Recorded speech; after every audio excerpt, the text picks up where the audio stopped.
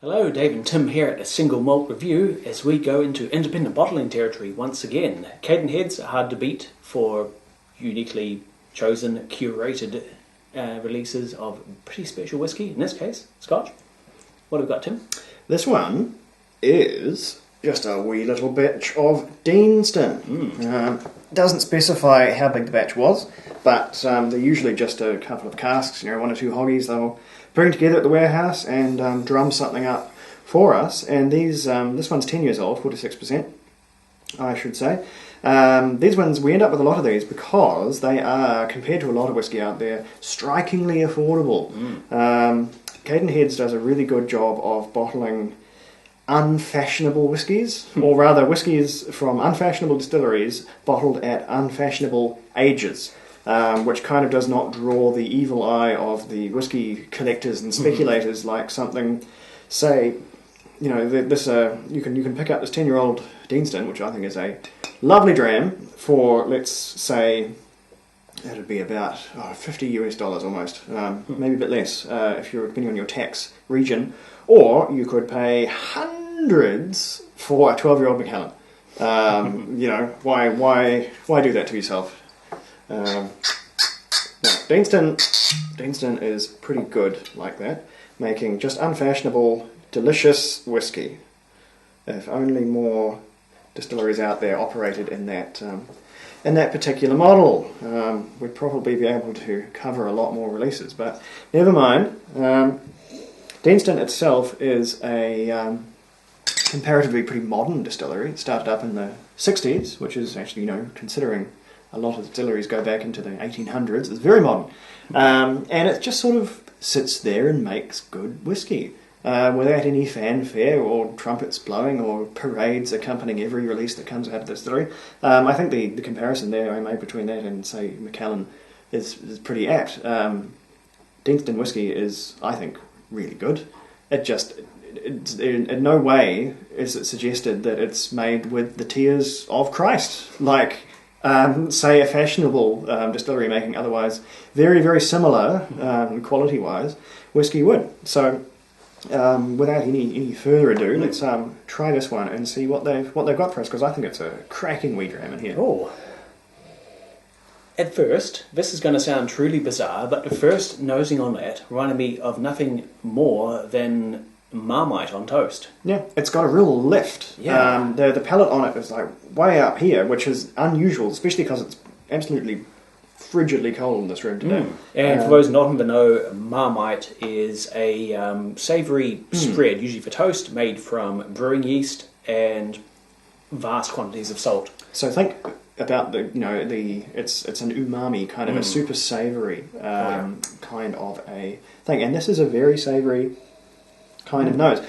It's sort of like it's like hot butter. If you melted butter and you're getting it ready for baking, and it's just come out of the microwave or just off the top of the stove, and you've got that nice hot salty butter, which is sort of rich and savoury at the same time. This has kind of got a lot there. And so that's a peculiar nose. Yeah, it's easy to sort of think in a pastry kind of direction for this one as well. This one does not specify the casks involved, but I feel it can really only be bourbon, given the colour and how it really presents itself. Some very, very refilled sherry. Yeah. So yeah, on the nose we've got hot buttery goodness. It is very, very savoury, salty in a way that's quite unexpected. Deanston has no business making sort of maritime influenced whiskey, so goodness knows where the salty element really comes from. Roughly as far from the coast as you can get in Scotland. Yeah, that's pretty close. They're down in they're down north of Glasgow, so they're very close actually to the lowland line. Never has a single malt highland whiskey meant less, because the highlands are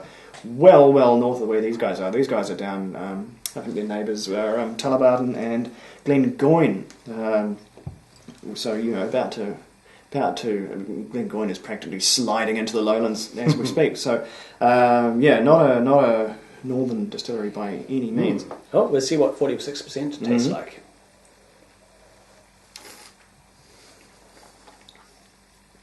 So I think the palate, you'd say, is less crazy. There's a minty menthol coolness there. Yeah, it's kind of a surprise, because the nose is like, there's going to be this is going to be crazy.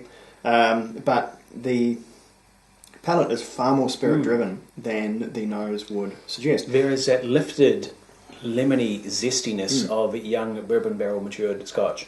You often find this on heavily peated offerings, Lashig, for instance, which we've had in the past, a first fill bourbon. It had that same kind of lemoniness, but here you got all that without the peat, so it's just pure bourbon barrel zest lifting it. Yeah, really lemony, lots of almonds, just quite a neutral, sweet almond. It's very, very light-bodied, surprisingly spirit-driven, and it's really only back in the finish that savoury maritime comes back in. The bread and salted butter is starting to creep back in at the end there.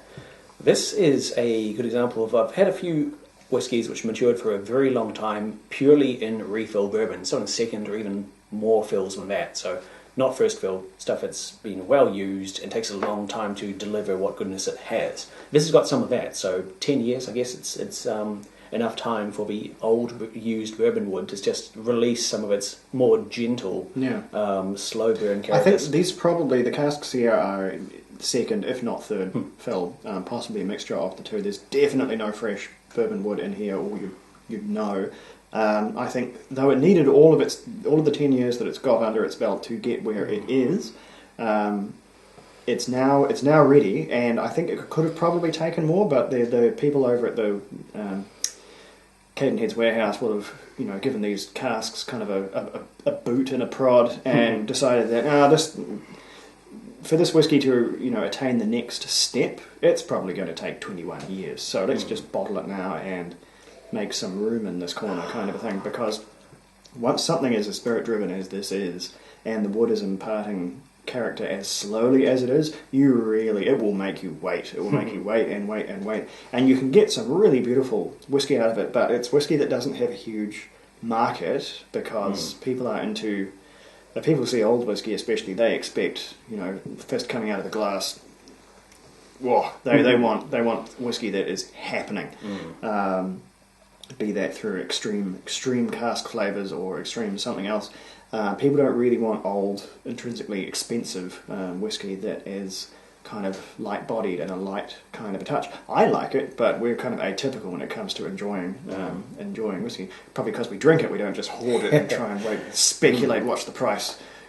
In fact, I did once at a Cadenheads tasting have a chance to try one of their unique own casks of Ardbeg. This was a mid-90s Ardbeg, matured entirely in refill bourbon, and it was the lightest, most delicate, most slow-burning whiskey I've tried. It is amazing. If you ever bottle it, it'd be a must-buy, only to be hard to get hold of. You'd need to be... That would be for... I would need to be sort of minor Omani royalty to afford that. That sounds... The eyes water just trying to think about what sort of price that old independent Ardbeg would go for, but... this really is probably the... Similarly, a very light colour and a light, but slowly and gradually revealing and deeply flavourful body. Yeah, goodness. No, I mean, they probably will sell it eventually in the bottle. They're just waiting. They've booked their time on the supercomputer to calculate the price.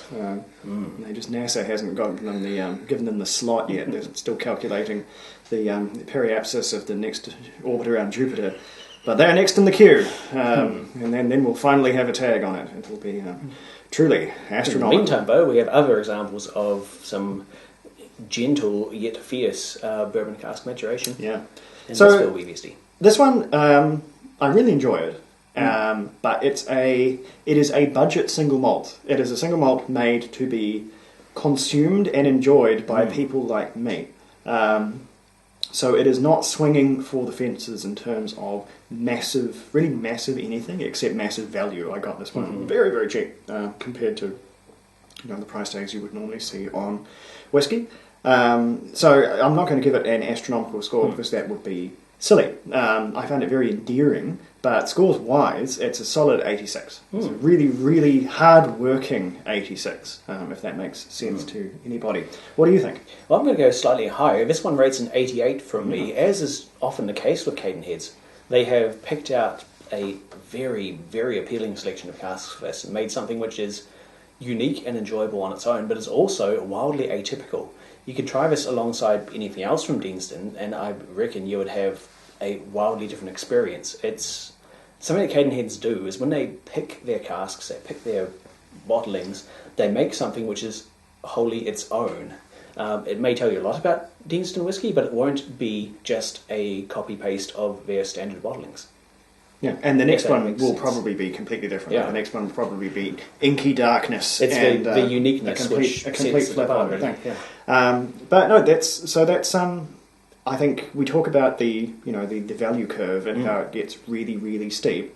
Once every time you fight for another point on the scale, for a difference between a 90 whiskey and a 91, you could be paying hundreds, if not thousands of dollars more for that increase. The converse of that, the bit where it gets good for the consumer, is that once that starts to level out, you can really, really get some incredibly high quality stuff like this for some diminishing amounts. You see pictures of, I don't know why all of my metaphors are going astronomical today, but when you see these cosmic charts of look how small the Earth is compared to the sun, well, about 1,000 of these bottles would fit into something classier that was a little bit better. So the savings far and away outweigh the couple of extra marks you could give a more fashionable whiskey. So anyway, if any of that was discernible, then we're very pleased, and as usual, very, very happy to be of service. This has been the Single Malt Review, and I think, much to the chagrin of some people who apparently hate us doing Japanese whiskey, we're doing more Japanese whiskey, so buckle up. Sludger.